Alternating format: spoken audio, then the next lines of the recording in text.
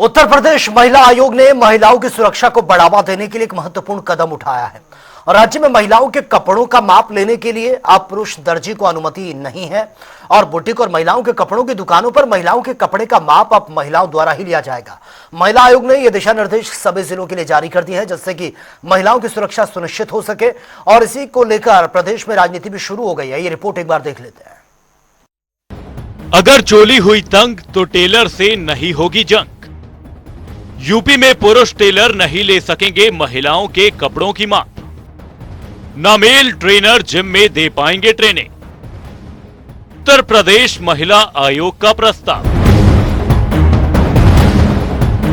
उत्तर प्रदेश में महिला सुरक्षा को लेकर एक कदम उठाते हुए राज्य महिला आयोग की अध्यक्ष डॉक्टर बबीता सिंह चौहान ने जिम, ब्यूटी पार्लर, सैलून और टेलर की दुकानों पर महिला ट्रेनर और कर्मचारियों की उपस्थिति अनिवार्य करने का आदेश जारी किया है। उनका मानना है कि इस फैसले से महिलाओं की सुरक्षा के साथ साथ रोजगार के अवसर भी बढ़ेंगे।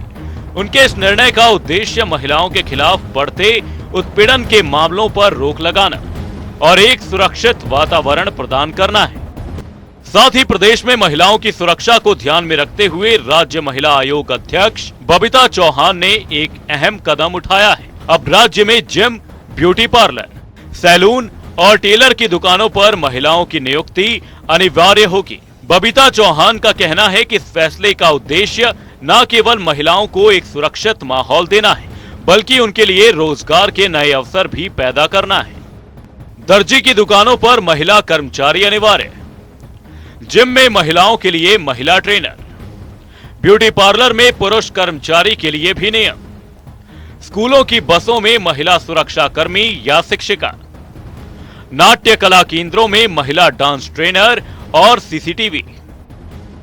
उन्होंने जिम और सैलून में महिला कर्मचारियों की नियुक्ति का नियम बनाया ताकि महिलाओं को एक सुरक्षित और अनुकूल माहौल मिल सके। महिलाओं को सुरक्षा के साथ साथ रोजगार का अधिकार भी दिया जाना चाहिए।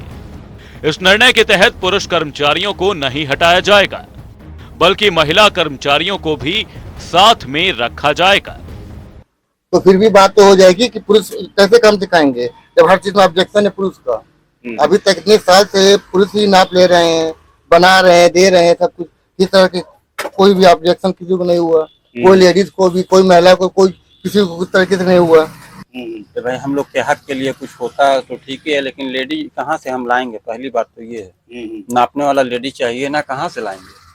तो हम कर सकते हैं तो करेंगे, नहीं कर सकते तो जो है लेडीज रखेंगे। यदि दे पाएंगे तनख्वाह तो रहेगी, नहीं दे पाएंगे तनख्वाह तो वो जो खुद भाग जाएगी और हम भी बंद कर देंगे दुकान को, इस धंधे को बंद करेंगे। वहीं इस पर डॉक्टर बबीता सिंह चौहान ने कहा कि जिम, ब्यूटी पार्लर और सैलून में महिलाओं को उत्पीड़न का सामना करना पड़ता है जिसमें वीडियोग्राफी से लेकर अनुचित व्यवहार जैसी घटनाएं शामिल होती हैं। उनका मानना है कि महिला कर्मचारी होने से महिलाएं खुलकर अपनी समस्याओं को साझा कर सकती हैं और अधिक सुरक्षित महसूस कर सकती हैं।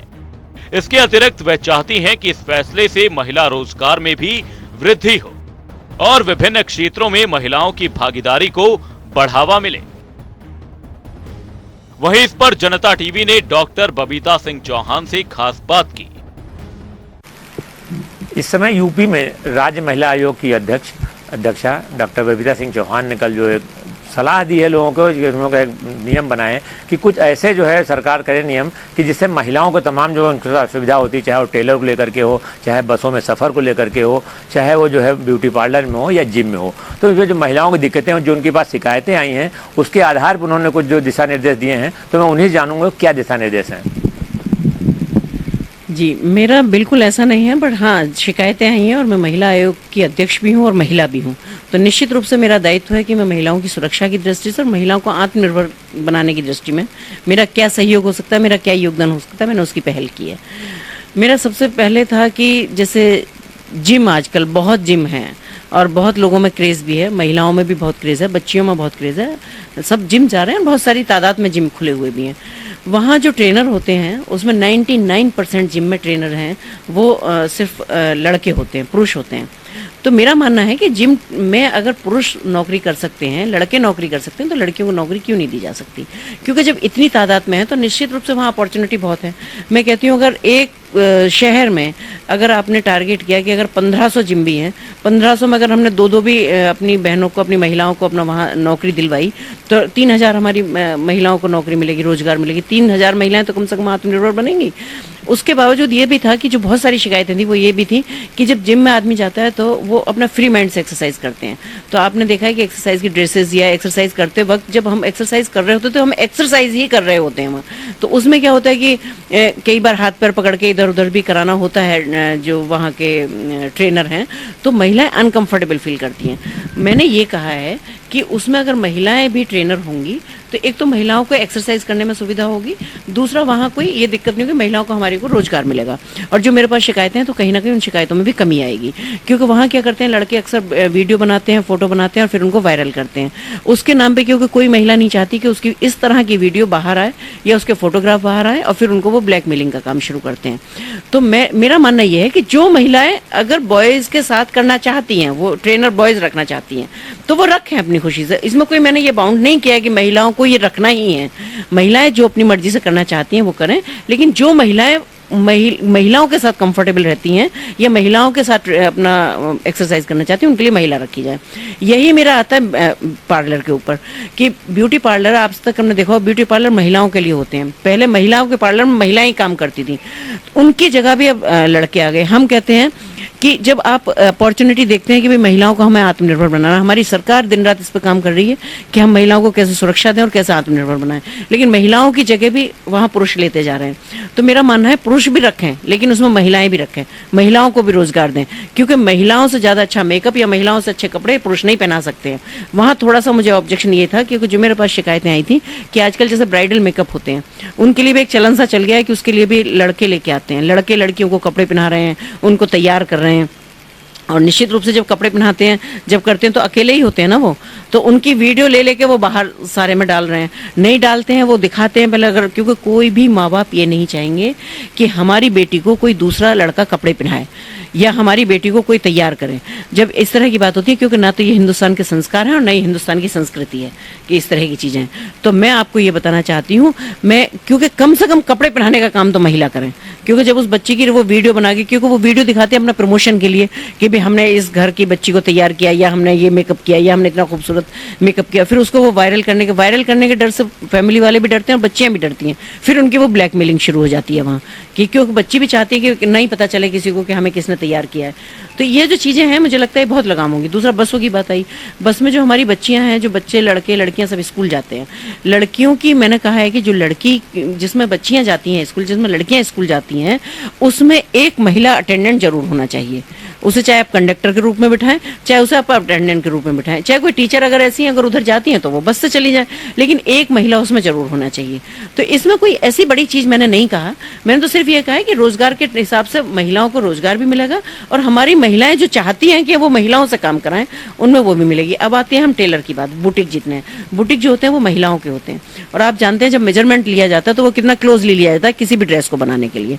तो हो सकता है बहुत सारी महिलाएं कंफर्टेबल हो, और हो सकता ये भी है कि बहुत सारी महिलाएं अनकंफर्टेबल हैं, इसलिए वो मेरे पास शिकायतें लेके आई। और हम सब सामाजिक हैं, हम जानते भी हैं इन चीज़ों को। तो मेरा कहना है कि आप टेलर रखिए, आप पुरुष रखिए, जो अच्छा टेलर है आप उसे सिलवाइए, चाहे वो महिला हो चाहे वो पुरुष हो, लेकिन मेजरमेंट के लिए आप लड़की रखिएगा।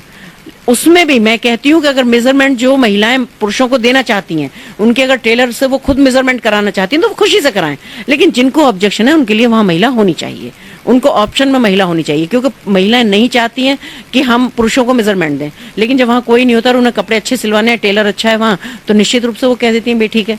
तो ये सब चीज़ें एक बर्दाश्त से बाहर हैं। और मैं आपको बताना चाहती हूँ जो मेरे पास रिव्यूज़ आ रहे हैं वो ऐसे आ रहे हैं कि जैसे मैंने हर व्यक्ति से हर घर की बात को ये निकाला है और पहुँचा है, क्योंकि मैं बहुत सामाजिक हूँ और बहुत घूमती भी हूँ, बहुत सोशल भी हूँ। मुझे पता है कि क्या क्या प्रॉब्लम है और क्या बेसिक प्रॉब्लम है, इसके आधार पर मैंने सिर्फ ये आदेश दिए हैं। आपका आदेश जायज़ है, सही है, लेकिन इसको लेकर एक वर्ग विशेष में आ रहा है कि हमें हमारे जो वर्ग विशेष पे लगाम लगाने के लिए ऐसा किया गया कि एक वर्ग विशेष के टेलर के धंधा में बहुत ज़्यादा लोग हैं, तो उनको लग रहा है जैसे हमारे ऊपर कोई लगाम लगाई जा रही है। देखिए, मैं महिला आयोग से बात कर रही हूँ, महिला आयोग की अध्यक्ष हूँ, मैं महिलाओं की बात कर रही हूँ, मैं किसी वर्ग की बात नहीं कर रही। महिला किसी भी वर्ग की है, किसी भी जाति की है, किसी भी धर्म की है, महिला ही है और महिलाओं की सुरक्षा करना, महिलाओं को आत्मनिर्भर बनाना हमारा काम है। दूसरा, वर्ग विशेष की बात तो इसलिए भी नहीं है कि मैंने ये नहीं कहा कि किसी को नौकरी से निकाल दो, मैंने किसी से ये नहीं कहा कि वो अपने प्रतिष्ठान बंद कर दो, मैंने कहा सिर्फ वहां महिलाओं को एंट्री दे दो। महिलाएं जो भी हों वो काम करें। अब मैं तो ये भी नहीं कि किसी भी वर्ग की महिला करें, किसी भी जाति महिला जो एक्सपर्ट हैं उनको आप रखिए, आप महिलाओं को रखिए। मेरा किसी वर्ग विशेष को लेकर कोई इसमें ये नहीं है, क्योंकि महिला किसी भी वर्ग की है, किसी भी जाति की है, उसकी सुरक्षा करना, उसको आत्मनिर्भर बनाना, उसमें जितनी भी अच्छी भूमिका हमारी हो सकती है, जो रोल हमारा होगा हम निभाएंगे।